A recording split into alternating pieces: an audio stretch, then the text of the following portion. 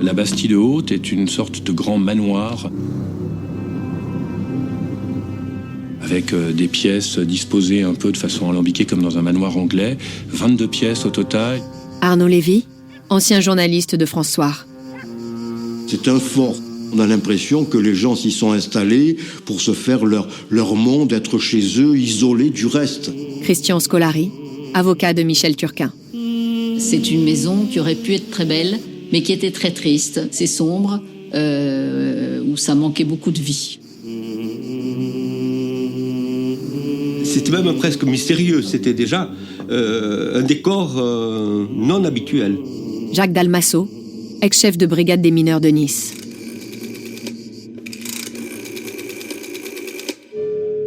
Le 21 mars 1991, Jean-Louis Turquin appelle la police pour signaler la disparition de son fils de 7 ans, Charles-Édouard Turquin, qui vit avec lui dans leur demeure sur les hauteurs de Nice. Charles-Édouard avait ses habitudes, il avait notamment recueilli un petit chiot qu'il prenait grand soin à les nourrir chaque matin, très tôt, à l'aube, avant le petit déjeuner avec ses grands-parents. Jean-Louis Turquin a pensé que le gamin s'était réveillé sans faire de bruit pour ne pas déranger son papa, pour aller voir le chien. Jacques Perrat, avocat de Jean-Louis Turquin. Or, les grands-parents lui disent « Non, on n'a pas vu Charles-Édouard ». Il a cherché dans le jardin où l'enfant se rend très souvent pour jouer. Charles-Édouard est resté introuvable. À l'époque, j'étais le chef de la brigade des mineurs. Nous étions partis sur une affaire de fugue d'enfants, puisque cet enfant avait quand même 7 ans. Pour les secours intervient, les gardiens de la paix, et puis on est monté un peu en pression, les pompiers sont venus, etc.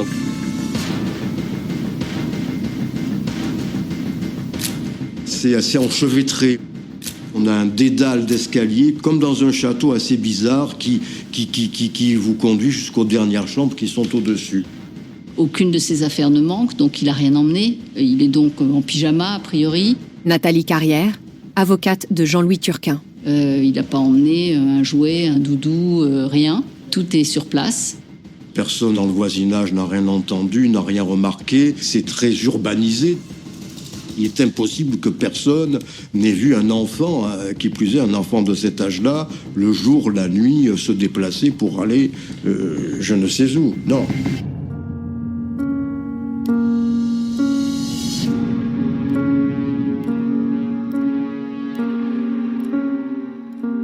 Nous avions affaire ici avec un monsieur qui était vétérinaire. Sa femme, Michel, était vétérinaire aussi. Ils s'étaient séparés. L'enfant, c'était lui qui l'avait en garde pour le moment. La veille, Charles-Édouard avait passé la journée avec sa mère, qui donc était partie depuis un moment. Et puis elle l'avait ramené pour la soirée. Puis je crois qu'ils se sont couchés pas très tard, son père et lui. Car depuis la séparation de ses parents, Charles-Édouard ne souhaitait plus dormir seul dans sa chambre, qui était assez sombre et qu'il n'aimait pas trop. Et il dormait donc à côté de son père dans une petite chambre avec 2 lits individuels qui étaient côte à côte. Et Jean-Louis Turquin nous expliquait qu'il ne s'était absolument pas rendu compte de la disparition de l'enfant la nuit. Et là a commencé toute une série de fouilles de différents endroits qui a mobilisé des sapeurs-pompiers avec des chiens spécialisés. Le maître chien nous faisait voir que le chien partait de la chambre, sortait par la porte, allait jusqu'au portail et s'arrêtait. Pour lui, la trace de l'enfant s'arrêtait au portail. Il n'allait pas plus loin. Conclusion logique, Charles-Édouard, seul ou accompagné, a été amené à la sortie de la maison et ensuite est monté dans une voiture et a disparu.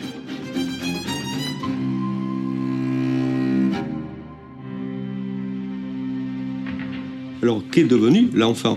Rapidement, la thèse de la fugue pure et simple, on l'a abandonnée. Il était question au moins d'une disparition pour le moins mystérieuse, voire d'un enlèvement pur et simple. L'hypothèse de l'enlèvement est assez rapidement écartée parce qu'il n'y a pas de demande de rançon, pas de trace d'effraction, rien de particulier, il n'y a aucune piste, aucun indice.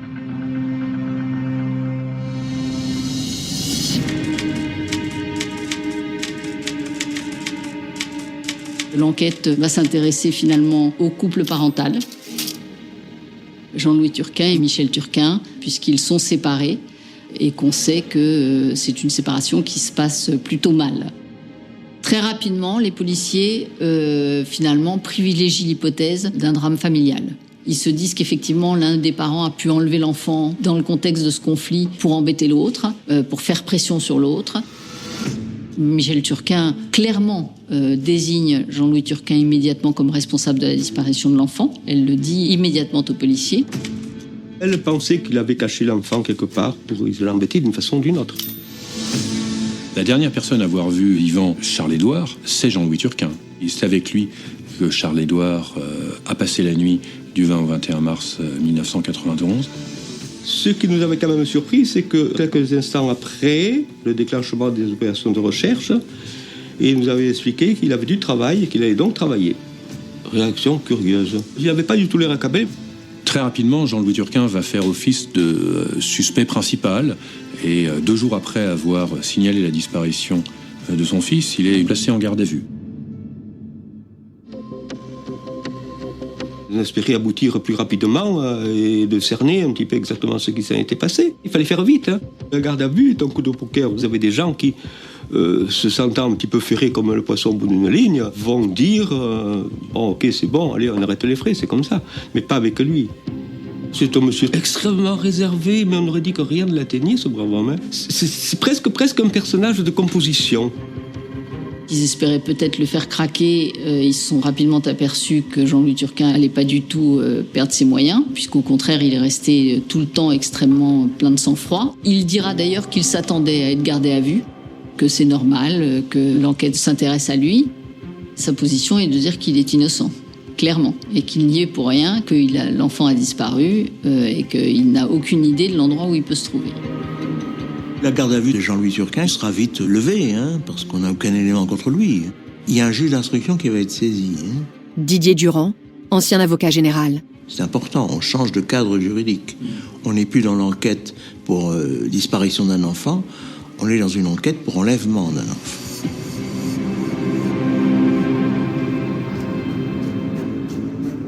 Alors, Jean-Louis Turquin apparaît dans les premiers temps de l'enquête comme un père déterminé à tout faire pour retrouver la trace de son fils disparu.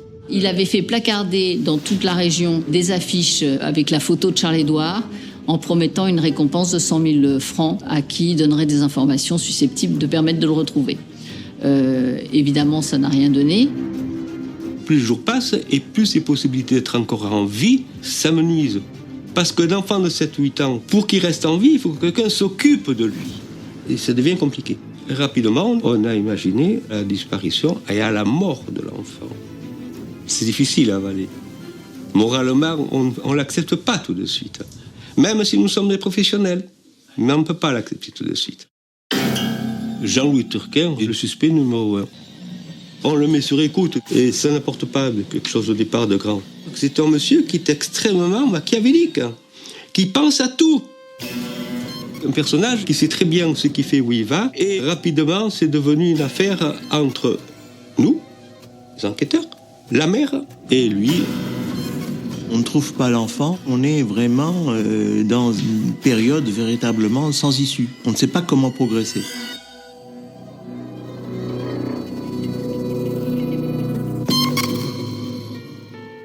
Michel Turquin, persuadé que son fils a été enlevé, caché ou tué par son mari, se dit « il faut que je lui fasse cracher la vérité ». Elle se met en tête de trouver des preuves, et elle le dit d'ailleurs aux policiers, qui lui suggéreront de provoquer des aveux de Jean-Louis Turquin et de les enregistrer. C'est sur la suggestion des policiers d'ailleurs qu'elle ira acheter un petit magnétophone enregistreur Sony et qu'elle va tendre ce piège à Jean-Louis Turquin. Et elle prend rendez-vous à son cabinet. Elle s'habille comme une femme qui va à un rendez-vous amoureux. Et elle va voir son mari. Mais Michel Turquin est venu avec dans son sac un petit dictaphone dans lequel elle enregistre les échanges. Elle est enjôleuse, elle est gentille, elle va même s'installer sur ses genoux. Michel Turquin porte un porte-chartelle, noir, et elle dit à Jean-Louis Turquin « J'aurais dû en mettre un rouge ». Voilà. Chez cet homme éperdument amoureux, le désir s'enflamme. Il la caresse, elle le caresse, et ils vont faire l'amour. Et c'est à l'occasion de ces relations sexuelles, dans le cabinet de Jean-Louis Turquin, qu'il va lui dire qu'il a tué l'enfant.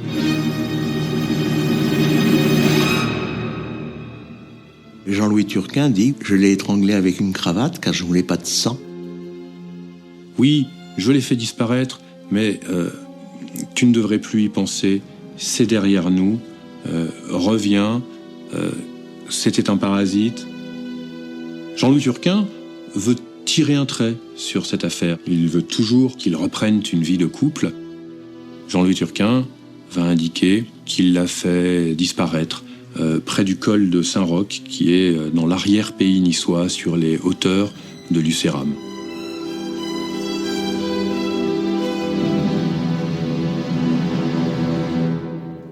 C'est le tournant, puisque là, bon, à partir du moment où vous avez quelqu'un qui avoue, qui dit, qui avance haut et fort, je l'ai tué, je l'ai enterré à Lucéram, près d'une croix, c'est énorme. C'est un tournant quasi littéraire.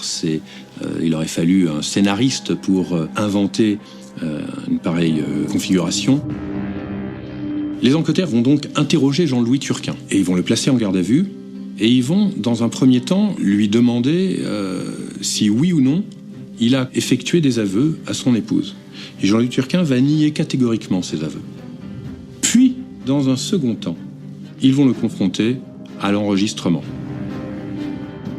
Il dira « Oui, j'ai fait ces aveux, c'est vrai, mais ça ne correspond pas à la réalité. C'était un espèce de jeu de rôle avec mon épouse. Elle voulait que j'avoue. Donc j'ai avoué. » À force de me dire « Mais Charles-Édouard, dis-moi que c'est toi qui as tué Charles-Édouard, dis-moi que c'est toi le responsable », eh bien, je lui ai dit ce qu'elle voulait entendre. Et il aura cette phrase extraordinaire « J'avouais pour qu'elle revienne chez moi ». C'est un individu qui est menteur, qui est pervers. Comment faire revenir une femme à son domicile en disant « Oui, j'ai tué l'enfant ». Et en dépit des explications qu'il donne, Jean-Louis Turquin va être mis en examen pour l'enlèvement et l'assassinat de son enfant, et il va être placé en détention. Avec ces aveux enregistrés, les espoirs de retrouver Charles-Édouard vivant s'amenuisent. L'affaire Turquin fait alors la une de la presse. Le public se passionne pour cette énigme criminelle et pour les frasques de ce couple décrites comme pathologiques et à qui tout réussissait en apparence. Jean-Louis Turquin est rentré à l'école vétérinaire en même temps que moi, en septembre 1969, à Maison-Alfort. Yves Frimin, ami de Jean-Louis Turquin. Il était préposé, toujours sapé parfaitement avec costume, cravate et compagnie. Il venait avec une Jaguar et il était entouré d'un certain mystère, mais tout était un peu dans la frime. C'était un solitaire qui était issu d'une famille tout à fait modeste. Louis Roure, expert psychiatre. Son père, je crois, avait une biscuiterie et les parents étaient décédés quand il était assez jeune. Donc il a dû assumer un petit peu l'éducation de sa sœur aussi et s'en occuper. Et il a toujours été considéré comme un enfant brillant. Ses camarades de promotion l'ont décrit comme très travailleur, déterminé à réussir. Il est d'ailleurs sorti majeur de sa promotion. Il sera un peu meneur de par son côté autoritaire et dominateur. Il s'imposera dans cette école. Jusqu'au jour où il rencontre Michel Ballanger, qu'il va prendre un peu sous son aile, aller dans quelques promotions en dessous de lui. Et grâce à Jean-Louis Turquin, Michel va échapper au bizutage. Et il le racontera dans un entretien vidéo. Peu de temps avant son procès, à la demande d'un de ses amis qui est très investi dans son comité de soutien, Jean-Louis Turquin enregistre une vidéo où il raconte sa vie. Interview de Jean-Louis Turquin. Ma future femme, Michel, qui m'a semblé d'une timidité effroyable, mais vraiment, elle ne savait pas s'exprimer, elle était paralysée. Alors ça m'a touché. À l'époque, elle avait un petit manteau en poil marron et le suivait patiemment. C'était un couple bizarre à l'époque. C'était le premier amour, d'un côté comme de l'autre. Pour lui, c'est devenu la femme de sa vie. C'est vrai que ça l'a hanté. C'est un amour qui va devenir obsessionnel. Son obsession, c'était Michel. Et ça sera toujours Michel jusqu'au bout. Le couple va se marier assez vite à Maison-Alfort en 1975. S'installe à Nice dans 2 cabinets séparés. Chacun avait sa clientèle. Jean-Louis Turquin travaillait jour et nuit, parfois 7 jours sur 7. Il achète une Rolls-Royce, il veut avoir le plus gros cabinet, il veut avoir la plus grosse maison. Ils achèteront cette Bastide parce qu'elle représente beaucoup. Et quand il parlait de Michel, il parlait de ma femme, c'était très spécial. Moi, je pense qu'il était très possessif. Et donc, elle suivait, elle acceptait les choses. Michel Turquin va tomber enceinte 1 an après leur installation à la Bastide-Haute, en 1982. Interview de Jean-Louis Turquin. J'ai sauté de joie. J'ai sauté de joie parce que c'est vrai que un enfant, pour moi, c'était énorme, c'était un bonheur inouï. Et là, elle me sort, je vais me faire avorter. Et elle me sort tout un tas d'arguments aussi débiles les uns que les autres, parce que je vais souffrir à l'accouchement, parce que je vais grossir, enfin. Et puis je comprends pas comprendre. Et puis, c'est vrai que j'ai dû lui dire, si tu te fais avorter, je te tue. Bon, j'aurais pas dû dire ça. C'est sûr que c'est un truc que je regrette. Elle a eu peur. Et à partir de là, elle m'a pu aimer. La vérité, c'est que Michel Turquin n'aimait plus Jean-Louis Turquin. Leur couple était en échec. Elle m'avait dit pendant sa grossesse, d'accord, j'avorte pas, mais quand j'aurai accouché, je m'en vais. Et j'ai dit d'accord. Parce que je pensais qu'en ayant l'enfant, elle reviendrait. Le lendemain de son accouchement, elle avait quitté le domicile conjugal et s'était installée près de son cabinet dans un appartement. Le couple va être ponctuellement séparé, Michel, sur de courtes périodes, quittant le domicile, puis regagnant le domicile familial.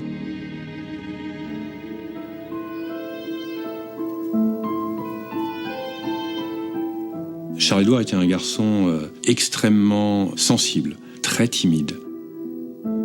Il était doux, il avait une expression de candeur, de douceur, oui, mais d'intelligence aussi. C'est un garçon qui va se révéler finalement très mûr, passionné par la nature, par les insectes. Il veut être entomologiste. C'est un garçon qui souffre de la séparation psychologique de ses parents et qui essaye de rapprocher ses parents par des gestes tendres. Le jour de la Saint-Valentin, il fleurit leur couvert. Dans son jardin, il cultive des fèves que son père adore et il cultive des fraises que sa mère adore. Jean-Louis Turquin aurait dit à son fils « Tu ne devrais pas aimer ta mère. Quand tu étais dans son ventre, elle a essayé de te tuer. » Après quoi, l'enfant a souffert de problèmes psychologiques, il faisait pipi au lit et il a été suivi pour dyslexie. Alors Jean-Louis Turquin va trouver que son fils est trop sensible, qu'il est trop faible. Charles-Édouard avait apprivoisé une poule et Turquin a tué, a étranglé cette poule devant lui et il aura cette déclaration, oui, c'était pour l'endurcir. Christian Scolari, avocat de Michel Turquin. Il le faisait marcher, j'ose pas dire au pas, mais enfin en portant un brassard à croix gammée. Ça, c'est un acte de fou quand même. Et puis, il y avait le 3e prénom qu'on ose à peine annoncer, parce qu'il s'appelait Adolphe. Et quand j'ai dit Jean-Louis, mais tu te rends compte quand même de ce que tu as fait? Non, il ne se rendait pas compte.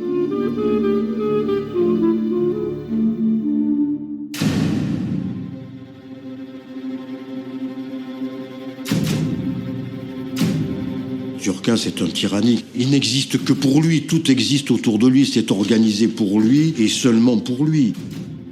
Michel Turquin travaillait au cabinet vétérinaire, c'est lui qui disposait des honoraires, c'est lui qui décidait, choisissait de tout. Elle est soumise à son mari, sous emprise. il va l'étouffer, il va l'entourer. Et il n'a pas compris que cette femme a besoin de respirer. Elle a son métier, c'est une femme moderne. Et au bout d'un moment, comme elle était intelligente, instruite et astucieuse, ce côté psychorigide, ce côté autoritaire, ce côté dominateur, elle ne le supporte pas. Elle va tout faire pour s'en dégager. Et elle va avoir des aventures avec des hommes totalement différents de son mari, qui sont au contraire des gens pas du tout insérés socialement. Moïse Beredelstein dans un premier temps. Cet Américain, ancien danseur, écrivain qui vivait une vie de bohème sur la Riviera. Jean-Louis Turquin s'imagine que si elle préfère Moïse Beredelstein, c'est qu'elle est plus satisfaite avec son amant qu'elle ne l'est avec lui. Et il décide de se circoncire lui-même dans son cabinet vétérinaire, puisque on dit que les amants juifs circoncis sont plus satisfaisants pour leur partenaire. Et il fait ça dans l'espoir de reconquérir Michel Turquin et de la satisfaire. Il était prêt à tout pour garder sa femme. Turquin frappe violente Madame Turquin, Michel Turquin. Quand elle est venue au cabinet, elle arrive avec des photos où elle a les yeux tuméfiés. C'était des coups et des jets de bombes de gaz lacrymogène. Christian Scolari, avocat de Michel Turquin. On est au paroxysme de cette violence. Elle avait déjà subi, accepté depuis plusieurs mois, et là, elle n'en peut plus. Elle part donc au plus haut d'une crise de violence. Elle quitte le domicile conjugal. Elle veut engager un divorce pour faute sur le fondement des violences qu'elle subit de la part de Jean-Louis Turquin. Elle demandait la résidence principale avec son fils, la garde et la résidence principale. Il supportait très mal que Michel, sa femme, puisse le quitter. Là, c'est plus que la crise, là, c'est même le cauchemar, quoi. Pour Jean-Louis, Michel était sa femme, et elle restait sa femme, et il ne voulait pas divorcer de sa femme. C'était sa chose, c'est sa propriété privée, exclusive. Jean-Louis Turquin, tout lui appartient, l'épouse, le cabinet, l'enfant.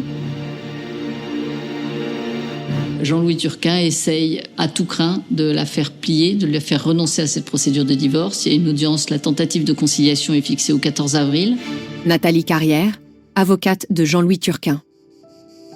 La veille de la disparition, le 20 mars, il lui envoie un télégramme avec une menace sous-jacente de revenir, sans quoi des choses graves et définitives pourraient se produire. Il va y avoir le fameux ultimatum, où il va lui dire si à minuit tu n'es pas rentré, il se passera des choses, etc. Louis Roure, expert psychiatre. Qui dit ultimatum, surtout avec un homme entier, psychorigide, dominateur, etc., ça veut dire que je ne recule pas. Si je recule, je perds la face. Et elle n'est pas revenue. Et le matin, à 7h30, coup de fil à la gendarmerie du coin en disant voilà, Charles-Édouard a disparu, etc., etc., et l'affaire démarre.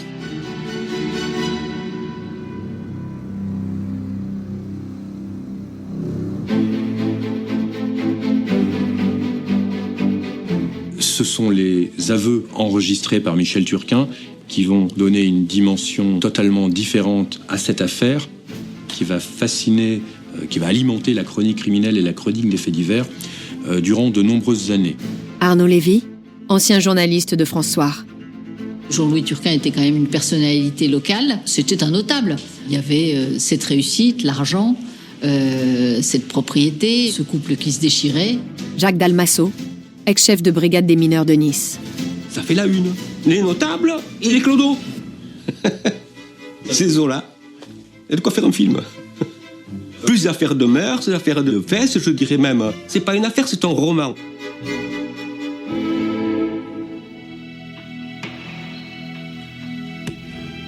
Michel Turquin avait dit à son mari qu'il n'était pas le père de Charles-Édouard. Et Jean-Louis Turquin, en tout cas, suspectait Moïse Beredelstein d'être le père biologique de Charles-Édouard. Donc en mai 92, le juge a fait procéder à un test de paternité qui confirme qu'il n'était pas le père de Charles-Édouard et que vraisemblablement le père était l'amant de Michel Turquin à l'époque, Moïse Beredelstein. En tant qu'homme, il a quand même été atteint dans son honneur de père.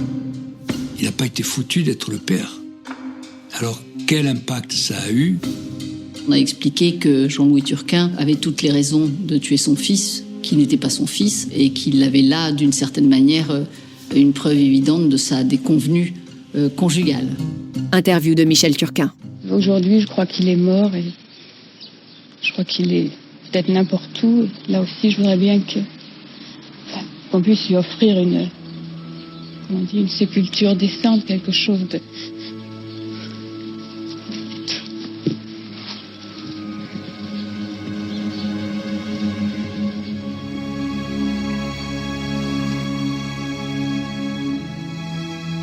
Après les aveux recueillis par Michel Turquin, tout l'arrière-pays niçois a fait l'objet d'énormes fouilles. À partir du moment où on parle de Lucéram, que l'on parle d'une croix, il faut faire des fouilles sur place. La population de Lucéram s'est mobilisée. On a cherché de la terre remuée. Il n'en a pas trouvé.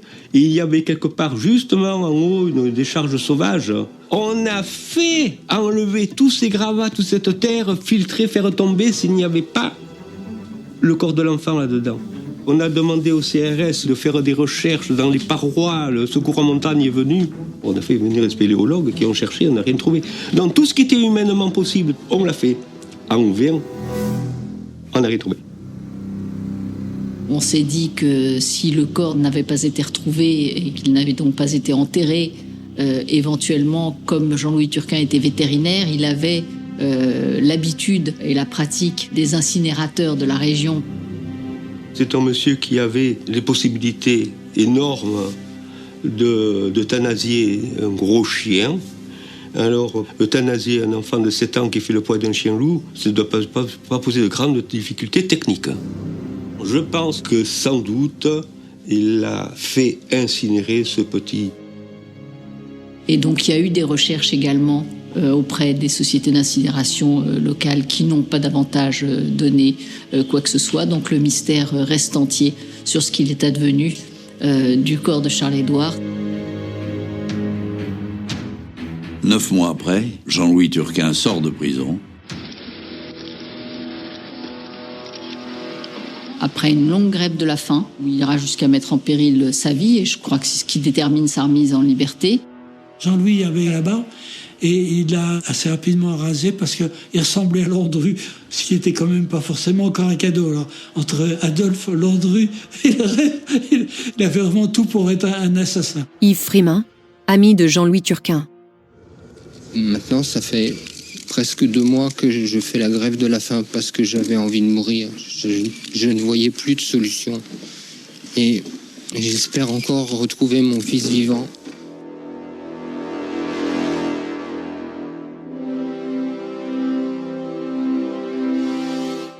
Jean-Louis Turquin a toujours fait valoir non seulement qu'il n'était pas à l'origine de la disparition de son fils, mais a toujours mené des recherches pour retrouver Charles-Édouard. Il est persuadé que la mère a enlevé l'enfant et qu'elle l'a fait disparaître. Michel Turquin était attiré par l'univers culturel et religieux du judaïsme. Michel Turquin fréquentait une synagogue. Alors Jean-Louis Turquin découvrira qu'elle a fait un séjour en Israël. Il engage un détective privé pour mener une enquête en Israël où il est persuadé que Michel Turquin a emmené l'enfant. Enquête qui sera menée dans une petite ville balnéaire qui s'appelle Ashdod. Ce détective privé va trouver 2 coiffeurs qui diront effectivement qu'ils ont vu un petit garçonnet qui ressemble à la photo qui leur est présentée, qui leur a été amenée par une jeune femme qui pourrait correspondre à la description de Michel Turquin. Jean-Louis Turquin va faire valoir qu'en réalité, Charles-Édouard n'est pas mort, mais qu'il vit, qu'il a grandi en Israël. C'est un nouveau rebondissement qui va faire les gros titres de la presse.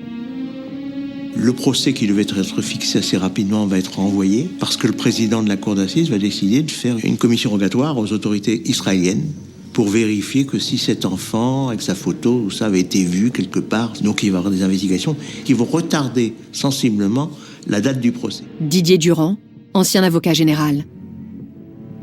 Interview de Jean-Louis Turquin. Je suis accusé de meurtre de mon fils, alors que j'aime mon fils. Je suis serein, parce que je sais que comme je n'ai rien fait, je pense que je serai jugé équitablement.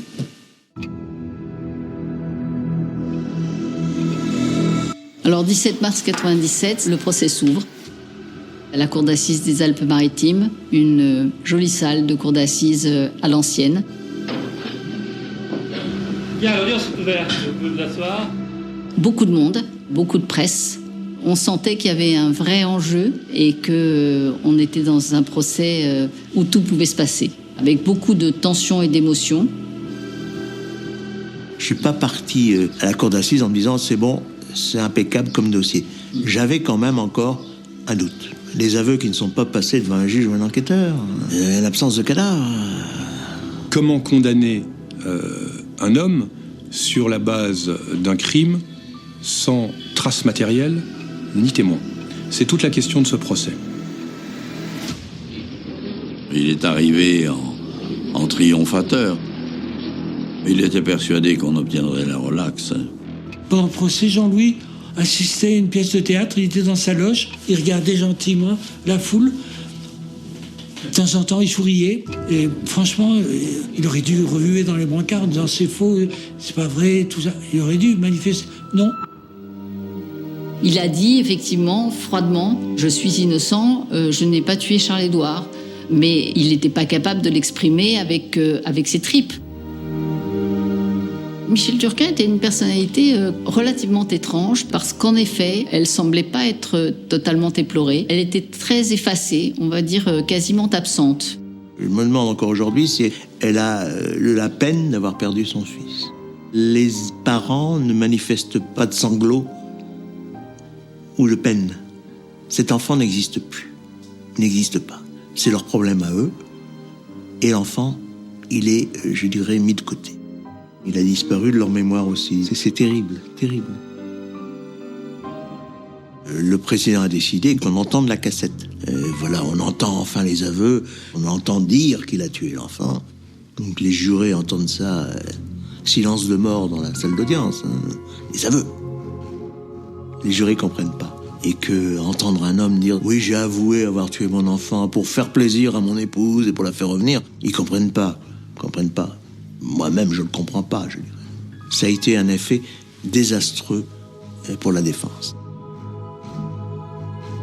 La façon dont ces aveux ont été obtenus va susciter de multiples commentaires lors du procès. Je crois qu'elle a accepté, pour la vérité, pour son fils, à ce moment-là, de se prostituer avec son propre époux. C'est un sacrifice de tout, de son corps. Tout le monde a pensé, a bien compris que ce qu'elle faisait, c'était au-delà de ses forces et de ses moyens, mais qu'il fallait le faire et qu'elle s'était dépassée. Il n'y avait rien de pervers, c'était une mission. Elle était en mission commandée de vérité. Elle faisait ça pour Charles-Édouard. L'existence même de cette scène, qu'elle ait pu avoir lieu, démontre que la relation qu'avait le couple était tout de même étrangement pathologique.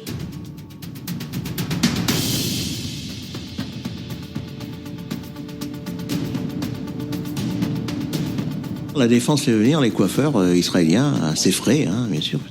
Et là, on leur demande, est-ce que vous avez vu cette femme, Michel Turquin, avec un enfant, quel endroit? Oui, on ne sait plus trop. Ils sont très peu loquaces. En leur présentant la photo de l'enfant, ils disent non, c'est pas celui-là, il était beaucoup plus grand, la femme, on la reconnaît pas. Ça tourne complètement à la débandade. On a un peu le sentiment que présenter la photo d'un petit enfant qui pourrait être un petit peu n'importe quel enfant, c'est pas un élément très très fort. On a fait même venir le détective privé, hein, qui était cité comme témoin. Bon, il expliquait ce qu'il avait cherché, ce qu'il avait peut-être obtenu, mais bon, ça ne donnait rien, quoi. Je vais qualifier ce détective privé de Tintin au pays des kibboutz. Ce qui a fait rire une partie de la salle. La défense se rend compte qu'elle a fait un mauvais coup. C'est une tentative de tromperie de la justice. On retrouve la prétention de Turquin. Parce qu'il faut quand même oser, et puis après, il faut penser que ça peut fonctionner, qu'on ne vérifiera rien.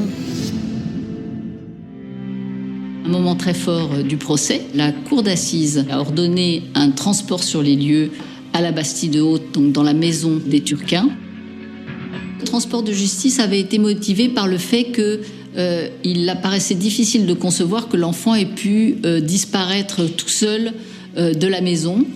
C'est là qu'on a vu la chambre. Comment cet enfant a-t-il pu, en pleine nuit, quitter cette chambre sans que le père se rende compte de rien? Matériellement, c'était pas possible. Le président a un peu trahi le secret des libérations. Il m'a dit que ça a été un élément déterminant pour les jurés, c'est le déplacement sur les lieux. J'ai réclamé la perpétuité, parce que j'estimais que le meurtre avec préméditation d'un enfant, c'était le meurtre le plus horrible. Charles-Édouard, il a fait les frais d'un couple pathologique qui a réglé ses comptes. Jean-Louis Turquin sait que cet enfant n'est pas de lui. Il est extrêmement indigné du départ de son épouse, il le supporte mal, et il se venge sur l'enfant. Le verdict va prononcer une peine de prison de 20 ans. Là, il a pris 20 ans, physiquement d'un coup. Il a pris un énorme coup de massue sur le crâne. Oui.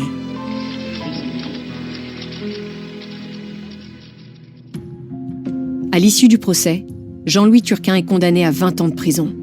Pour tout le monde, l'affaire est terminée. Pourtant, elle réserve encore de nombreuses surprises. Alors Nadine Chabert, c'est une mère de famille qui est professeure de danse, qui a une vie à peu près tranquille. Elle est au courant par les médias du procès de Jean-Louis Turquin et elle est touchée par cet homme. Elle croit en son innocence et elle demande un droit de visite. Elle ira visiter Jean-Louis Turquin et de ce jour naîtra une jolie histoire. Elle a fait la tournée des centres de détention de l'Hexagone pour aller lui rendre visite, tous les week-ends pendant plusieurs années, donc c'est considérable. Timothée Boutry, journaliste au Parisien. Puis un jour, Jean-Louis l'a demandé au mariage. Nadine et Jean-Louis vont se marier à la prison de Fresnes. Il a eu droit à un petit parloir d'1 heure. Après, ça a été lors d'une noce particulière. Jean-Louis Turquin a été libéré de Casabianda en Corse en 2006, en juillet. Nadine était là avec ses enfants, sa mère, et donc il y avait une ambiance festive. Il aura passé pratiquement 10 ans en prison à la suite de sa condamnation. Olivier Maurice, avocat de Nadine Turquin. Il décide de s'installer à Saint-Martin en 2012 parce qu'il avait envie de connaître de nouvelles aventures. Jean-Louis y avait été quand il était plus jeune et il avait aimé le côté Far West de l'île. Il avait ouvert un cabinet et, ma foi, il menait une vie a priori paisible sous les tropiques.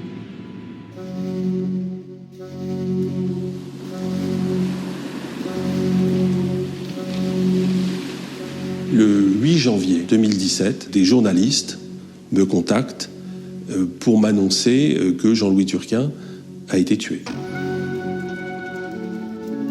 C'était une surprise. Nadine, son épouse, a découvert le corps de son mari en rentrant d'une soirée.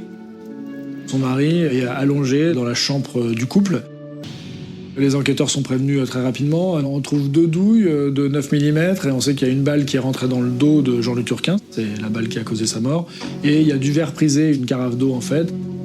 Alors on ne sait pas s'il la tenait à la main, si elle s'est renversée. L'arme de poing qui a été utilisée a disparu. Alors la piste de représailles sur Jean-Louis Turquin à cause de sa condamnation dans l'affaire de la disparition de Charles-Édouard a été examinée, mais les enquêteurs n'y ont pas beaucoup cru à cette piste parce qu'il n'y avait pas d'éléments non plus très tangibles.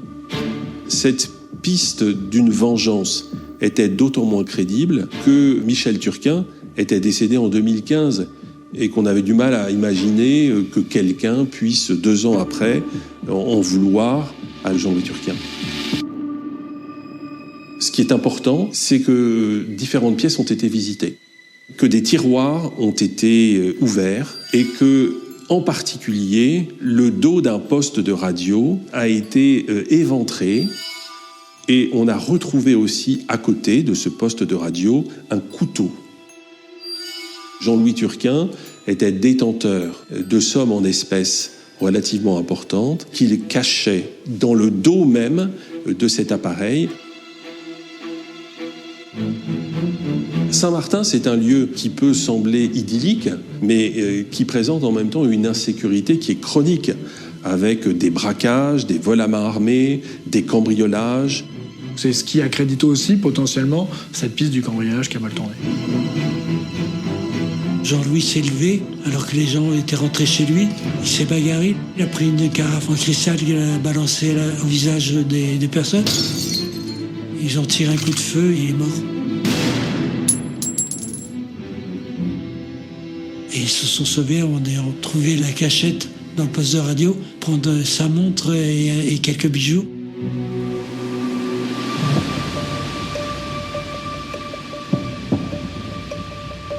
Le 28 avril 2017, alors on pourrait parler de rebondissement, puisque Nadine Turquin est placée en garde à vue. Alors, ce placement en garde à vue, il résulte d'une expertise scientifique qui a été faite sur les mains de Nadine Turquin, puisqu'on a découvert qu'elle avait des résidus de tir sur les deux mains. Et donc, elle ait pu soit être l'auteur du tir mortel, soit qu'elle était là au moment du tir, en fait, et qu'il y a une projection sur ses mains. On lui assène, si vous avez toutes ces traces, c'est que c'est vous. Pourquoi est-ce que vous ne reconnaissez pas ? Alors qu'elle dit, mais moi je ne comprends pas, j'étais là, j'ai touché différentes choses, mais je ne suis pas l'auteur ni la complice de ce crime. Et elle explique qu'elle a pu être contaminée par ces résidus de tir en découvrant le corps de son mari.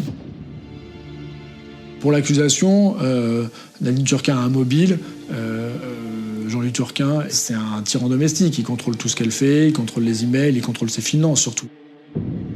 Nadine Turquin trouvait que son mari était un peu possessif et ne la laissait pas vivre comme elle le voulait, notamment dans la relation avec ses enfants. Elle venait aussi de découvrir qu'il avait fait de sa sœur la légatrice de la maison à Saint-Martin. Donc en fait, elle était quasiment déshéritée, si je puis dire, par son mari. Et elle me sépare un peu de toutes les aventures extra-conjugales de Jean-Louis et son attitude envers elle. Moi, je l'aurais larguée rapidement. Bon, elle était femme soumise, mais à un certain stade, elle en avait marre. Le couple était en instance de séparation.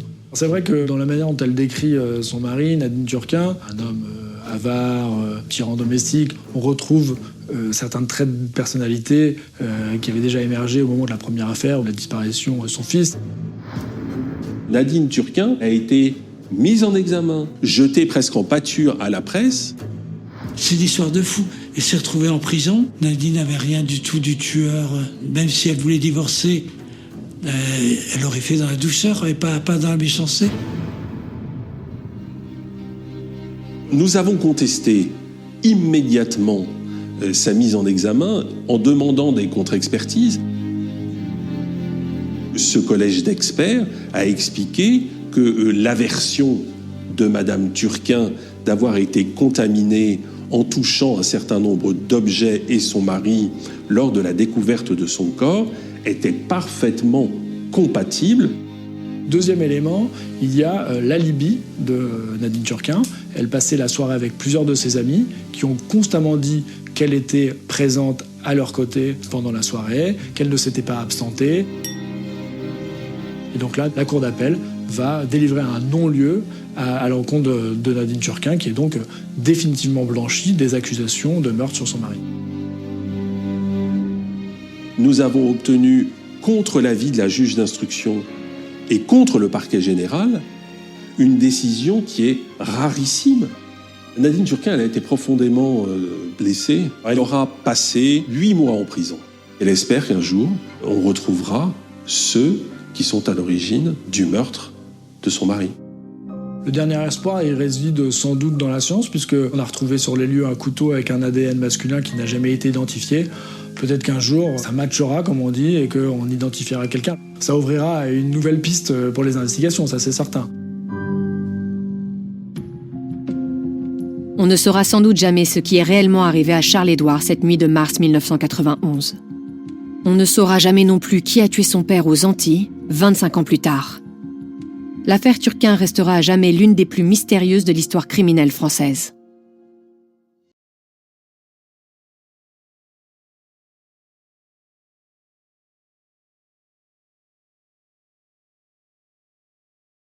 À la fin des années 1960, la Californie incarne un rêve.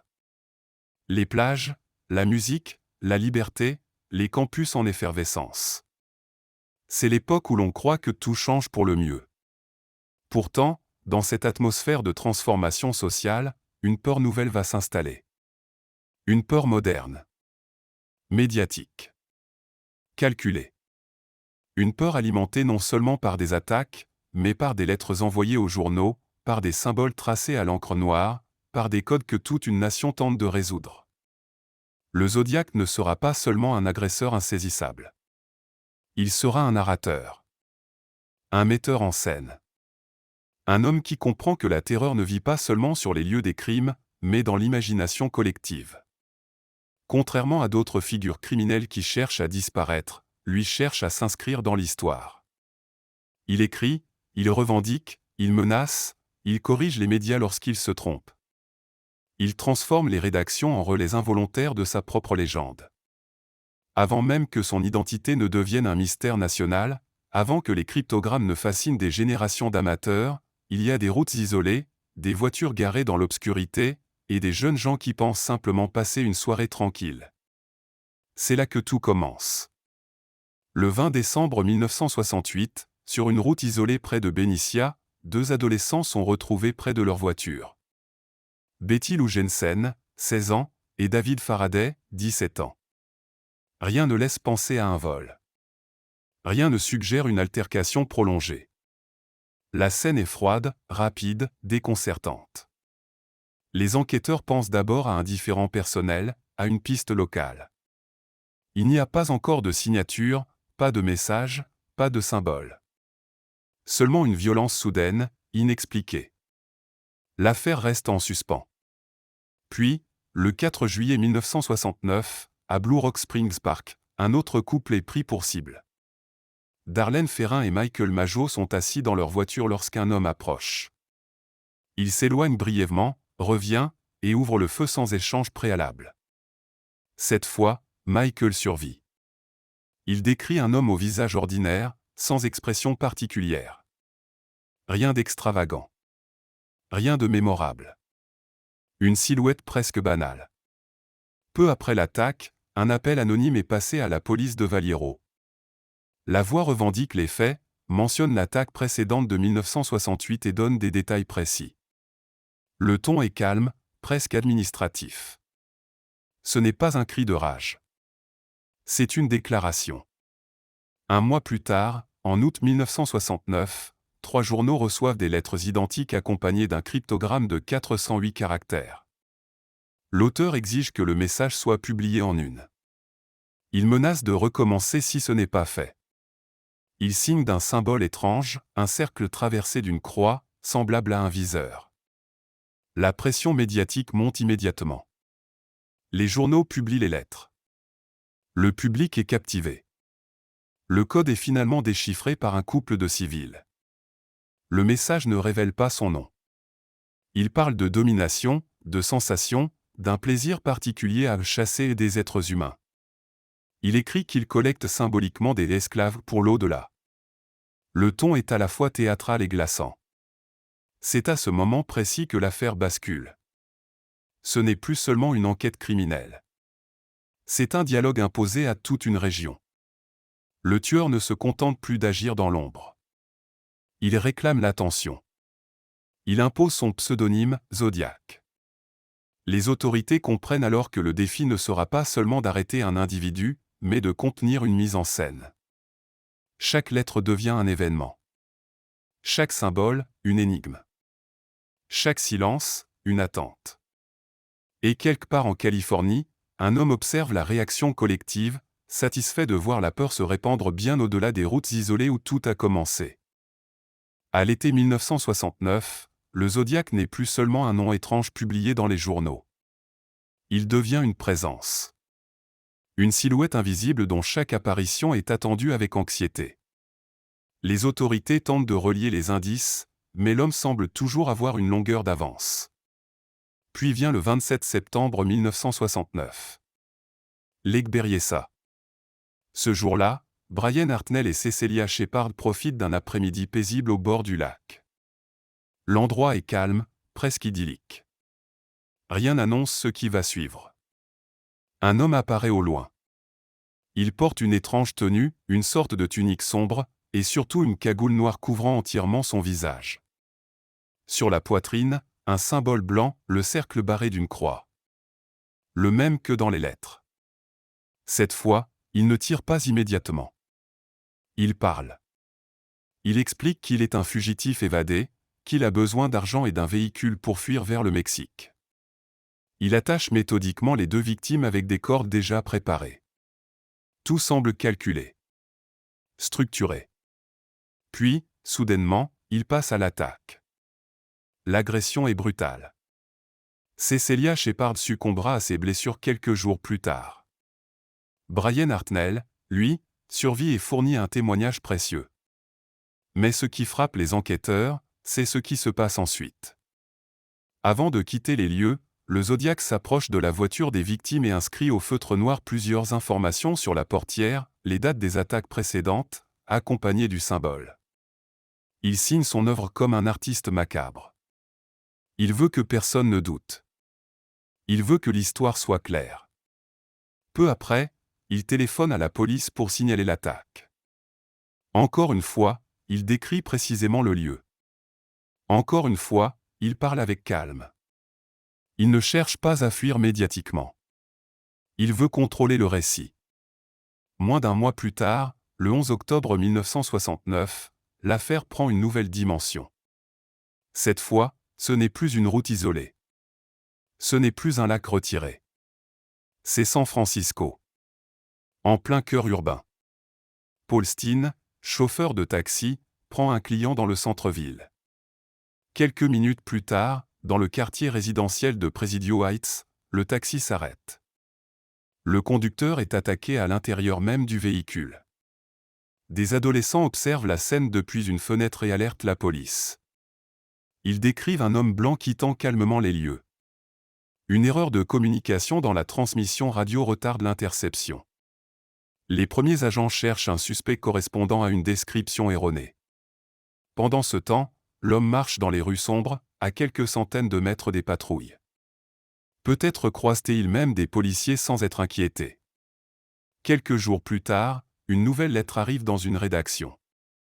À l'intérieur, un morceau de chemise ensanglantée appartenant au chauffeur de taxi. Preuve irréfutable. Le Zodiac revendique le crime et se moque ouvertement des forces de l'ordre, affirmant qu'elles l'ont presque arrêté. La panique grandit. Le tueur a changé de terrain. Il frappe désormais en ville. Il démontre qu'il peut agir sous les yeux de témoins et disparaître malgré une mobilisation massive.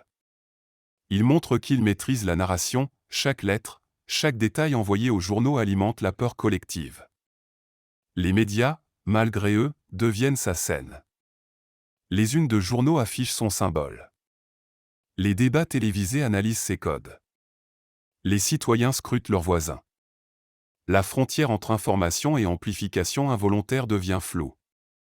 Le Zodiac ne tue pas seulement des individus. Il installe une atmosphère.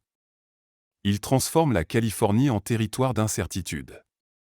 Dans ses lettres suivantes, il menace de s'en prendre à des bus scolaires. Il détaille des scénarios. Il parle d'installer des dispositifs. Même lorsque ces menaces ne se concrétisent pas, elles produisent un effet immense.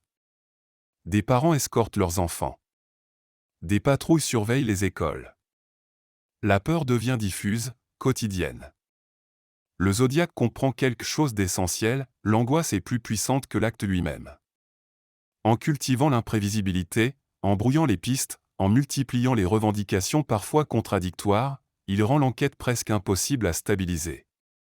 Chaque lettre doit être authentifiée. Chaque indice vérifié. Pendant ce temps, le mystère s'épaissit. Et au centre de ce chaos, Une question obsède tout le monde, qui est-il réellement? Un homme cultivé? Un policier? Un voisin discret? Un solitaire obsédé par les codes? Les hypothèses se multiplient. Les suspects apparaissent et disparaissent. Aucun ne tient durablement. Plus le temps passe, plus le Zodiac devient une entité presque mythique. Un nom qui dépasse l'individu. Une signature qui flotte au-dessus de la Californie comme une menace invisible. Mais l'histoire est loin d'être terminée.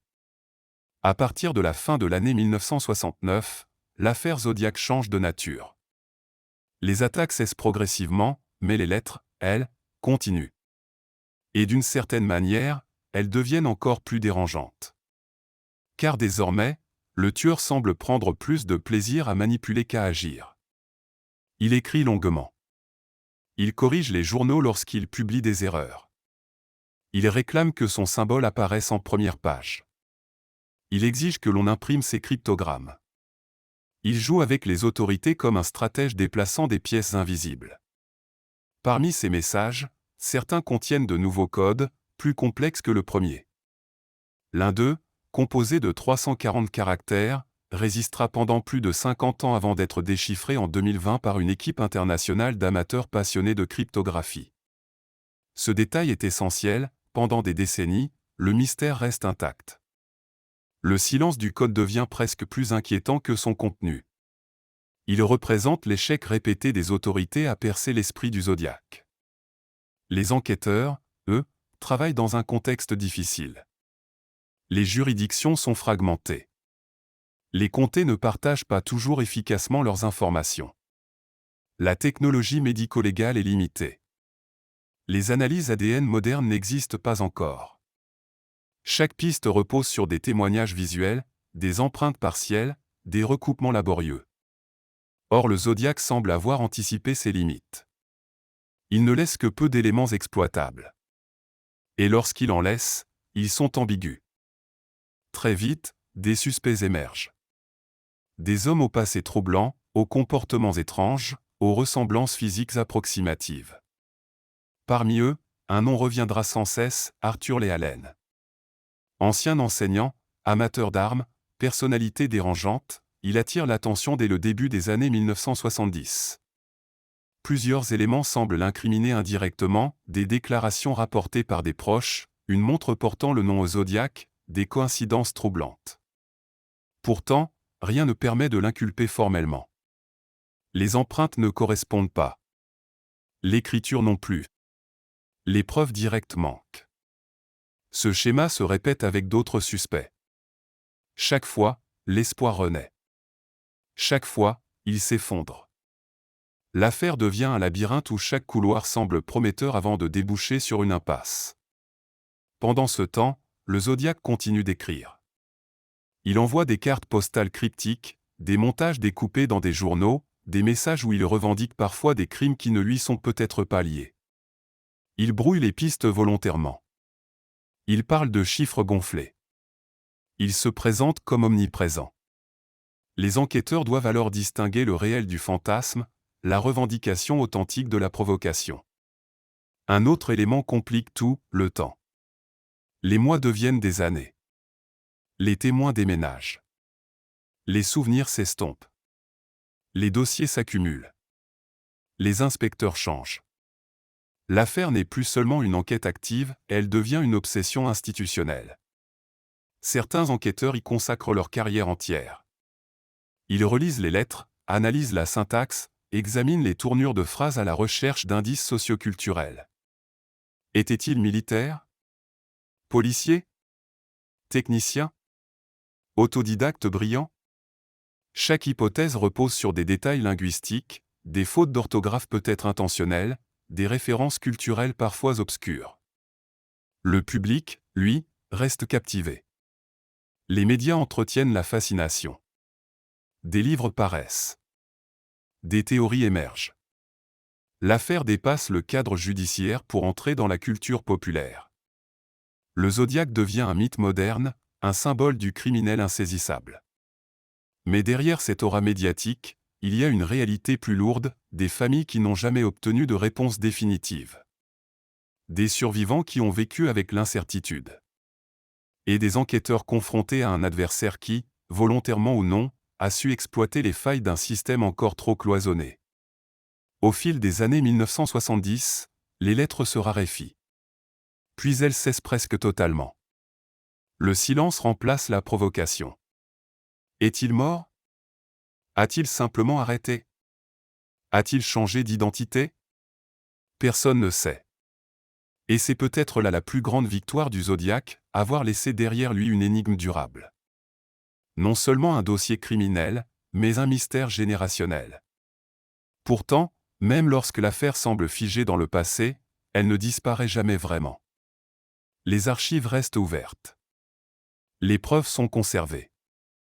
Et quelque part, dans des enveloppes scellées depuis des décennies, se trouvent peut-être encore des traces exploitables. Car l'histoire n'est pas terminée. Au milieu des années 1970, le silence s'installe progressivement. Les lettres deviennent rares, puis presque inexistantes. Les menaces cessent. Les revendications aussi. Pour le grand public, le Zodiac semble s'être évaporé. Mais pour les enquêteurs, le dossier ne se ferme jamais vraiment. Il est classé, rouvert, réexaminé. Il circule entre services. Il devient une affaire froide, mais une affaire vivante. Le temps joue un rôle ambigu. D'un côté, il efface les traces, altère les souvenirs, disperse les témoins. De l'autre, il apporte des outils nouveaux. Les années 1980 et 1990 voient l'émergence progressive de techniques scientifiques plus avancées, notamment dans l'analyse des empreintes et des traces biologiques. Les enveloppes envoyées aux journaux sont conservées. Les timbres. Les rabats. Les fibres. Chaque élément devient potentiellement précieux. Mais un problème subsiste, la qualité des preuves d'origine. À l'époque des faits, la collecte n'était pas standardisée comme aujourd'hui. Les scènes de crime ont parfois été contaminées. Les enveloppes ont été manipulées. Les méthodes de conservation n'étaient pas pensées pour une exploitation ADN future. Malgré cela, l'espoir renaît à chaque avancée technologique. Dans les années 2000, les autorités tentent d'extraire du matériel génétique exploitable à partir des lettres. Les résultats sont partiels, controversés, parfois contradictoires. Certains profils semblent émerger, mais leur fiabilité est discutée. L'idée que le Zodiac puisse être identifié grâce à l'ADN généalogique, comme ce fut le cas pour le Golden State Killer, commence à circuler. Pourtant, l'affaire est plus complexe. Rien ne garantit que l'ADN récupéré provienne réellement de l'auteur des lettres. Il pourrait s'agir d'une contamination secondaire. D'un employé. D'un tiers. Pendant ce temps, l'affaire prend une nouvelle vie dans la culture populaire. Des documentaires, des livres d'investigation, des forums en ligne. Des passionnés dissèquent chaque phrase, chaque symbole. Internet transforme l'enquête en phénomène participatif. Des milliers de personnes analysent les cryptogrammes, comparent les suspects, cartographient les déplacements possibles. L'affaire devient collective.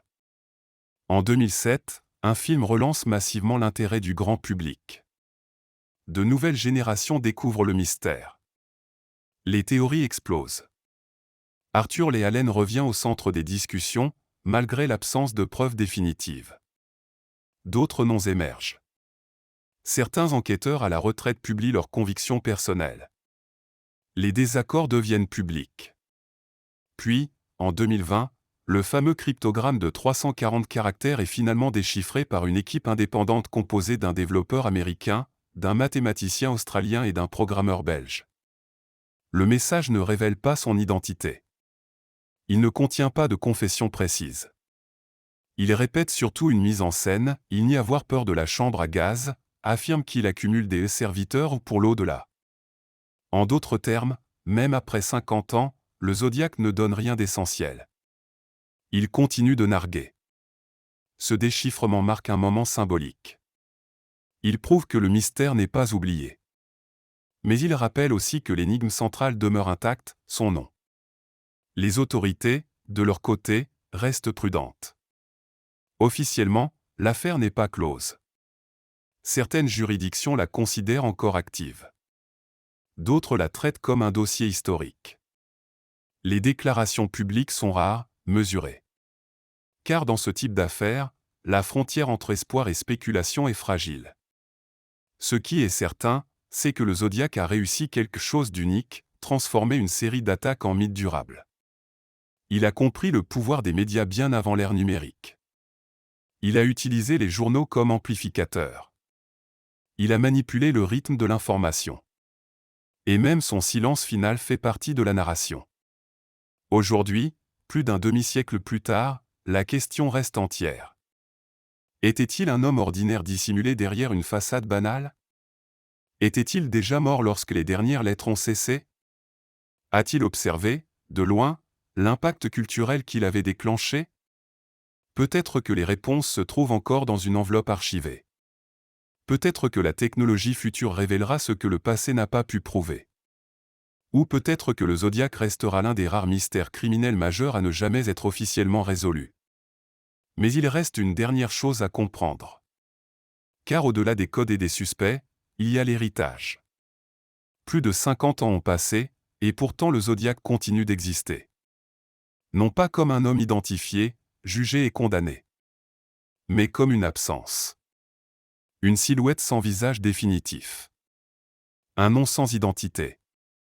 Et c'est précisément ce vide qui nourrit sa longévité. L'affaire Zodiac dépasse aujourd'hui le simple cadre criminel.